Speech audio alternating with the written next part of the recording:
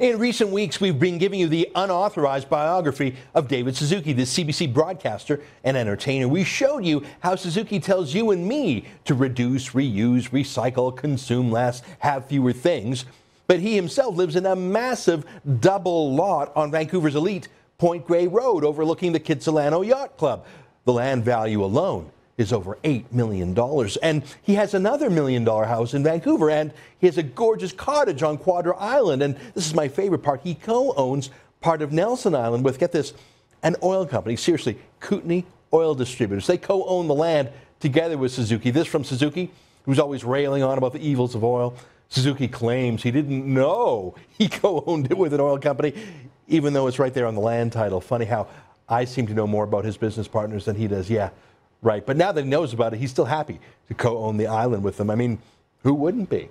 We told you about Suzuki's extravagant lifestyle, his greed, how he charges students, seriously, high schools and junior colleges, $30,000 or more for a one-hour speech. He recently billed Montreal's John Abbott College $41,000 for a visit there.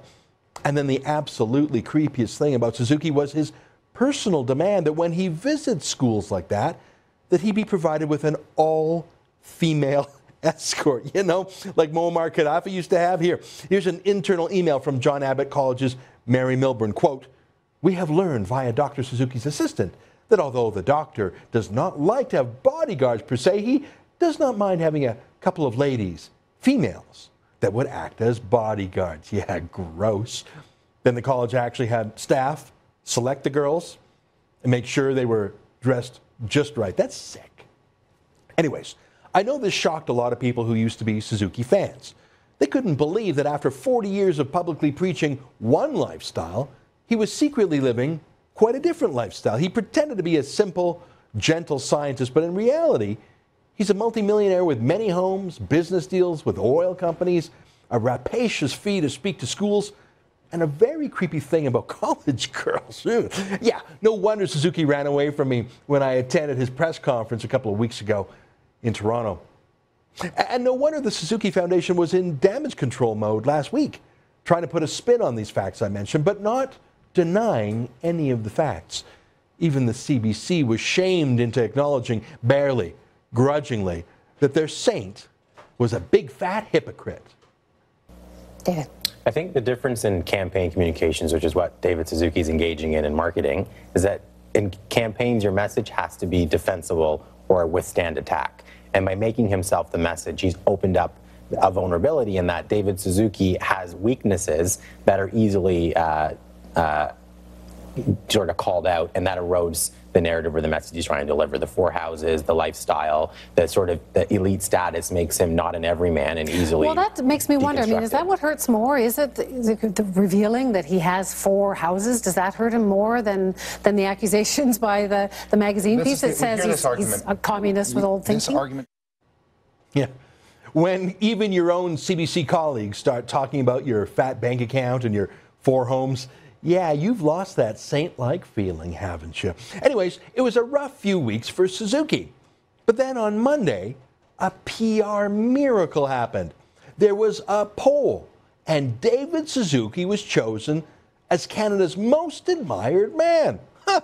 So maybe people didn't care that he was a greedy capitalist hypocrite with a thing for college girls. Or maybe they just hadn't seen my unauthorized biography of him on TV or in the Sun newspapers.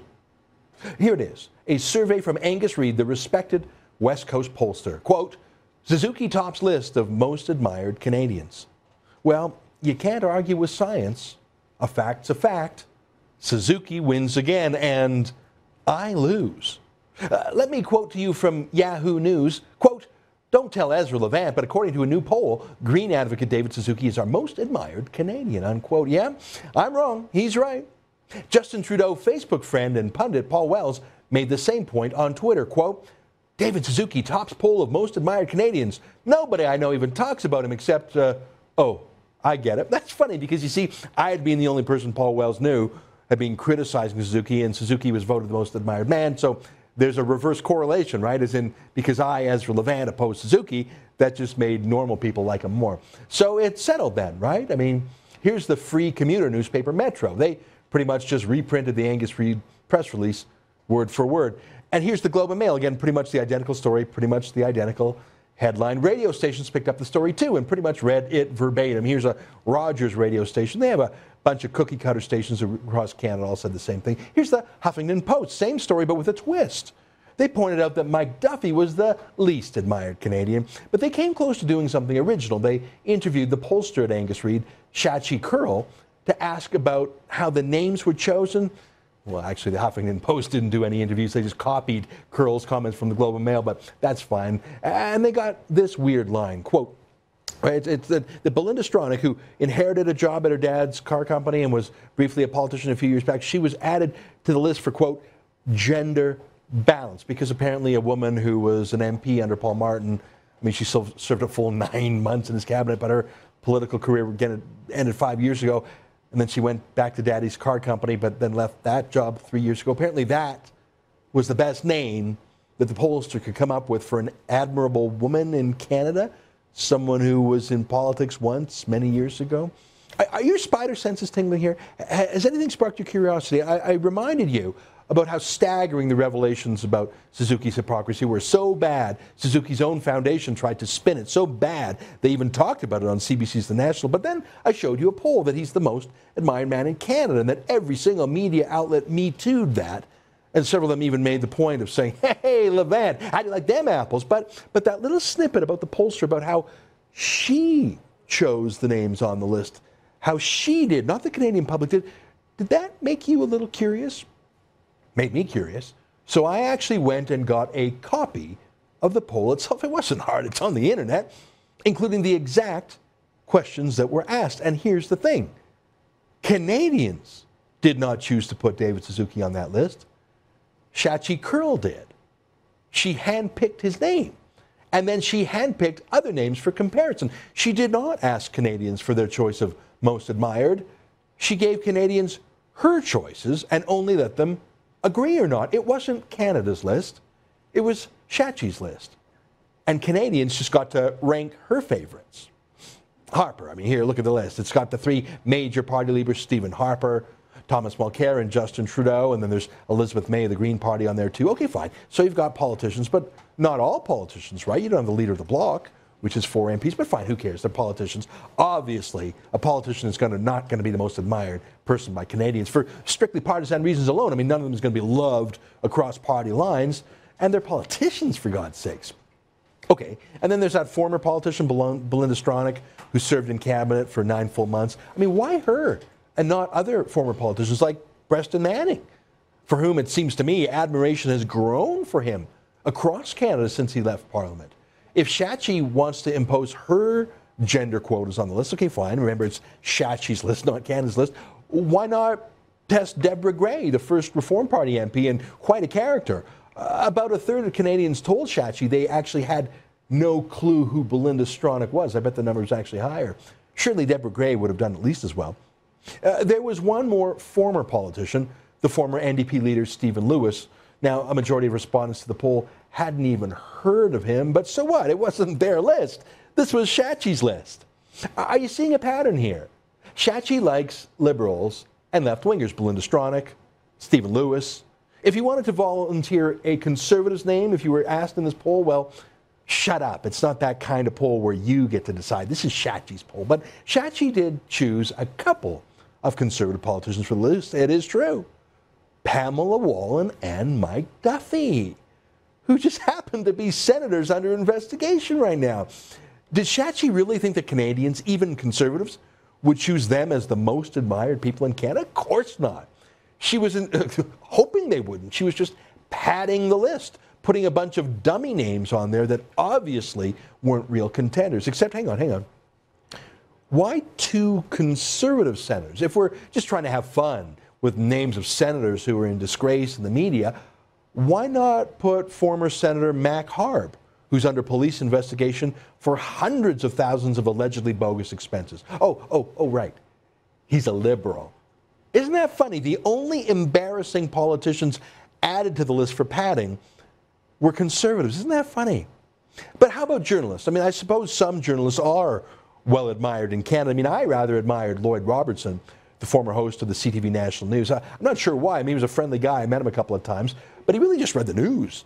But he was in my home every night for years and was well-behaved and respectable on TV. So, yeah, maybe him. Yeah, nice try. See, just like Shachi only put embarrassing conservatives on the list, but not embarrassing liberals, she only put one media company's stars on her list, too. No one from CTV, no one from Global, obviously no one from the Sun News Network, of course, no one from any private newspaper, but 3 CBC personalities. David Suzuki, plus Peter Mansbridge, and Don Cherry. Now, Don Cherry's a great entertainer, but I'm not sure if he's a name that most Canadians would say they admire, enjoy, sure, like to watch, yeah, like to talk about, yeah, but most admired Canadians? Probably not. Journalists? I mean, come on, really? Where's Chris Hadfield, the astronaut, the Canadian who just came back from a very successful trip into space? He's not on the list. Where's that young woman, Malala Yousafzai, just made an honorary Canadian for standing up to Taliban bullies who shot her? She's not on the list. Where's our sports heroes? Sidney Crosby, or even Wayne Gretzky? Where are people who are truly admirable for doing truly admirable things? Not just admirable because they're on TV every night. Where are the admirable people? Shachi even put John Furlong on the list. Yeah, don't feel bad. 63% of Canadians had no clue who he was either, so don't feel bad if you don't. But again, this was Shachi's list, not Canadians' list. Well, Furlong was the CEO of Vancouver's Olympics 3 years ago, so I guess Shachi thought he'd be more admired than the athletes, maybe? Some obscure Olympics bureaucrat that some folks in Vancouver might know? Oh. And Furlong just happens to be the defendant in 3 lawsuits alleging that he sexually abused students. Now, of course, those allegations have not been proven in court, but the last lawsuit was filed just last month. Why the hell would Shachi put an accused molester on a list of the most admirable people?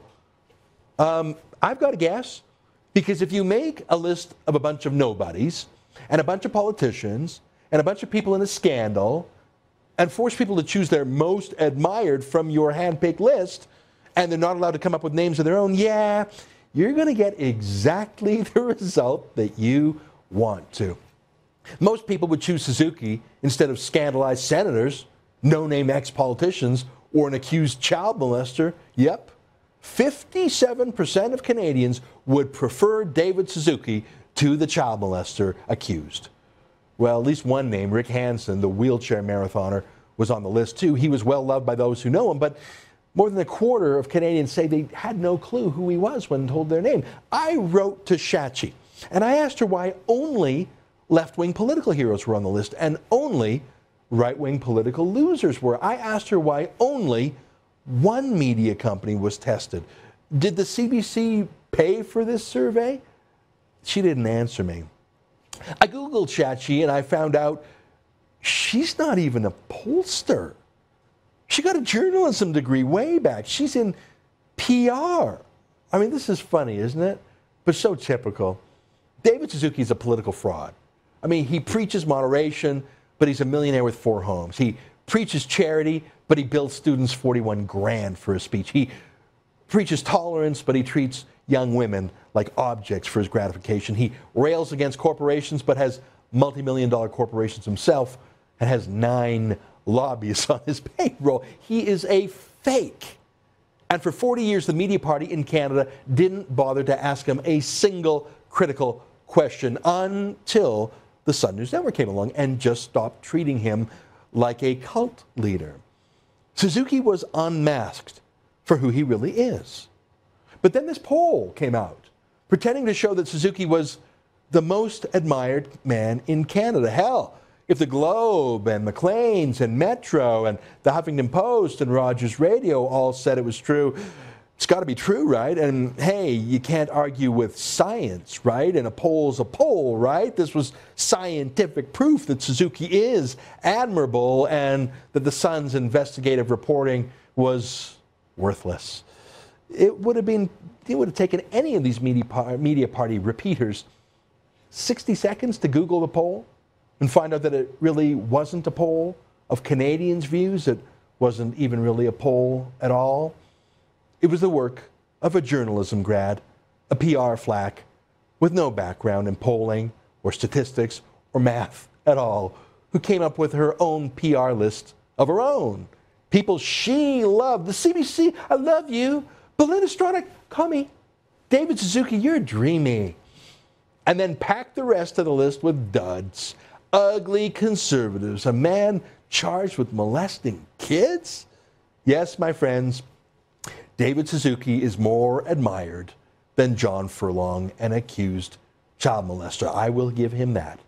He's better admired than Stephen Lewis, the leader of the Ontario NDP in the 1970s. Yes, Shachi's quiz did prove that, and it also proved everything I've ever said about Suzuki and his media lapdogs.